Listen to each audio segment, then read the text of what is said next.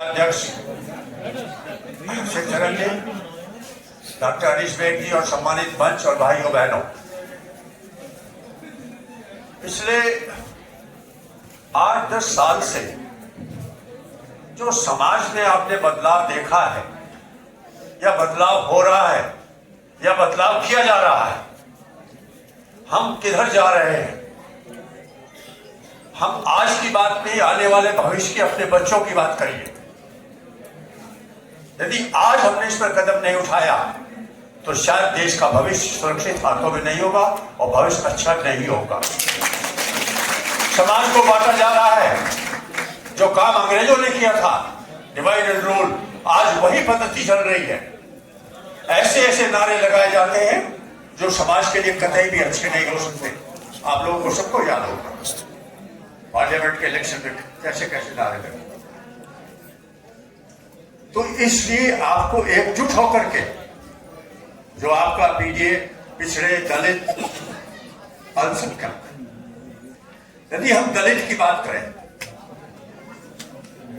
आज भी एक अमीरी और गरीबी का रेशो पहले से बढ़ा है। अमीर ज्यादा अमीर हुआ है, गरीब ज्यादा गरीब हुआ है। चाहे वो पिछड़ा हो, चाहे वो दलित हो, चाहे वो अल्पसंख्यक हो, गरीब ज्यादा गरीब हुआ है, अमीर ज्यादा अमीर हुआ है।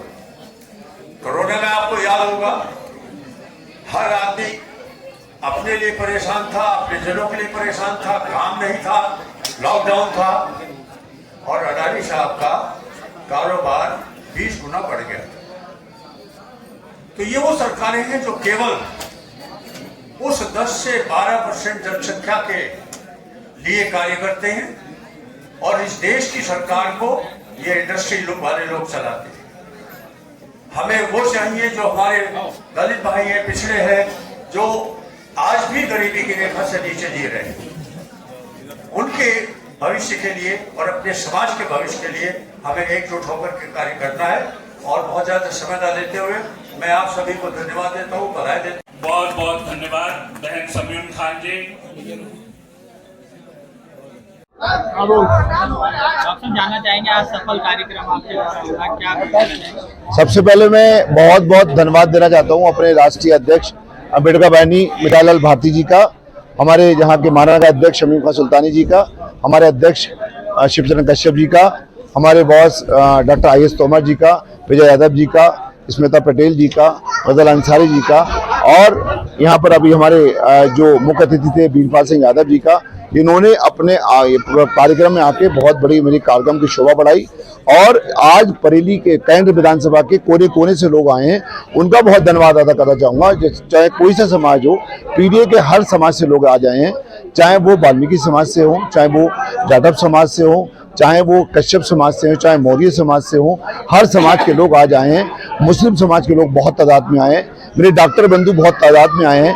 इन लोगों सब इन्होंने मिलकर तो बनाया है इसको भव्य, इन्होंने मिला के बहुत अच्छा प्रोग्राम किया है। आज मैंने देखा कि एक कॉल पे मेरे सब लोग इकट्ठे हो गए, तो आज मुझे पूरा यकीन है कि आने वाले 2027 में यहाँ पर अखिलेश यादव जी का परचम जरूर लगाएगा, और यहाँ पर जीत इस बार समाजवादी पार्टी जीतेगी और साइकिल जीतेगी।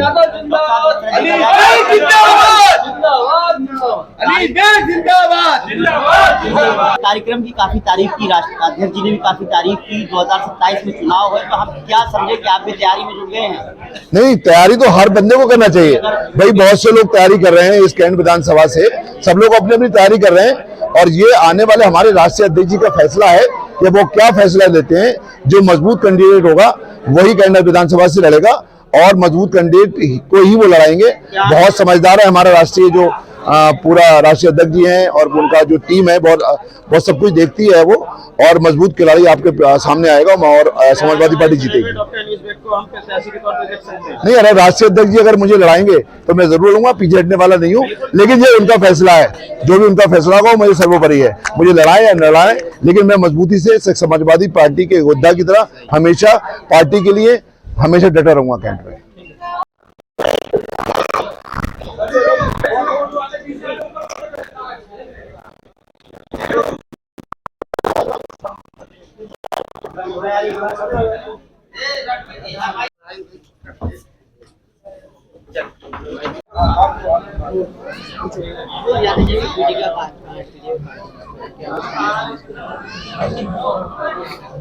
समाजवादी पार्टी के राष्ट्रीय अध्यक्ष माननीय अखिलेश यादव जी ने पीडीए आंदोलन छेड़ रखा है। ये पीडीए आंदोलन एक बड़ा आंदोलन है और ये पीडीए आंदोलन संविधान का रक्षक है। ये पीडीए आंदोलन जो आरक्षण पर डाका डाल रहे हैं, आरक्षण का रक्षक है। ये पीडीए आंदोलन जो लोकतंत्र की रक्षा करने वाला आंदोलन है।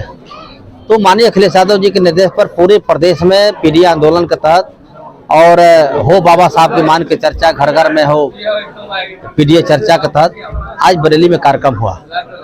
और निश्चित रूप से मैं कहूँगा कि जिस तरह से बाबा साहब अम्बेडकर का अपमान इस देश के पार्लियामेंट में देश का गृह मंत्री ने किया, मैं उसकी निंदा करता हूँ। और उसने ये कहा बार बार अम्बेडकर अम्बेडकर अम्बेडकर कई बार कहा कि अम्बेडकर एक फैशन हो गया है। और उसको पलटवार में हमारे नेता ने कहा कि अम्बेडकर फैशन नहीं, इस देश के ब्रांड हैं। अम्बेडकर फैशन नहीं, इस देश के दार्शनिक हैं, विचारधारा हैं, भारत के संविधान निर्माता हैं और गरीबों मजलूमों का भगवान हैं। और बात किया कि जितना नाम अगर ले रहे हैं अम्बेडकर का, उतना नाम अगर किसी भगवान का लेते तो 7 जन्मों तक स्वर्ग में चले जाते। हमारा मानना है कि भारतीय जनता पार्टी आप स्वर्ग ले लो, नरक हमें छोड़ दो और नरक में हम रह करके प्रधान से लेकर प्रधानमंत्री बनाने का हम लोग काम करेंगे। और यही एक आंदोलन हमारे नेता अखिलेश यादव जी ने छेड़ा है कि बाबा साहब के सम्मान में समाजवादी पार्टी मैदान में और आरक्षण पर जिस तरह डाका डाला जा रहा है, जो धोखा दिया जा रहा है बहुजन समाज को, वो हम कतई बर्दाश्त नहीं करने वाले हैं। यही हमारा पीडीए आंदोलन है। जानना चाहेंगे कि पीडीए की चर्चा कार्यक्रम से 27 के चुनावों की तैयारी समाजवादी पार्टी ने शुरू कर दी है या फिर कहीं और नहीं? समाजवादी पार्टी 2024 के चुनाव के बाद 27 की हमारी तैयारी ऑटोमेटिक शुरू हो गई है। और मैं उत्तर प्रदेश की महान जनता के चरणों में प्रणाम करता हूं और समाजवादी पार्टी के कार्यकर्ताओं को धन्यवाद देता हूं, जिन्होंने संविधान बचाने के नाम पर लामबंद होकर अखिलेश यादव जी का साथ दिया। और खासतौर से मैं दलित समाज का मैं ज़्यादा धन्यवाद देता हूं कि उन्होंने संविधान बचाने के नाम पर आदरणीय अखिलेश यादव जी का इंडिया गठबंधन का साथ दिया, जिसका परिणाम क्या हुआ कि उत्तर प्रदेश में 43 सीट हम जीते हैं और 1 दर्जन से अधिक सीटों को हराया गया है। अगर फिर चुनाव होता तो कम से कम 55-60 हम जीते होते। आज की डेट में भारतीय जनता पार्टी उत्तर प्रदेश में हार चुकी है, समाजवादी पार्टी बहुमत में है और इसी तर्ज पर 27 का चुनाव होगा तो समाजवादी पार्टी प्रचंड बहुमत की सरकार बनेगी और संविधान की रक्षा होगी, बाबा साहब का भावना का सम्मान होगा।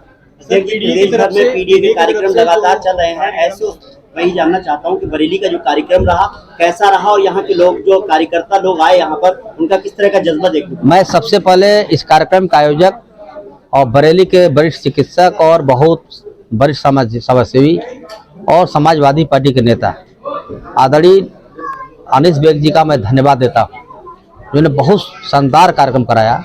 वो भी शाम का बेला, अभी 10 बज गया है, जनता हट नहीं रही है।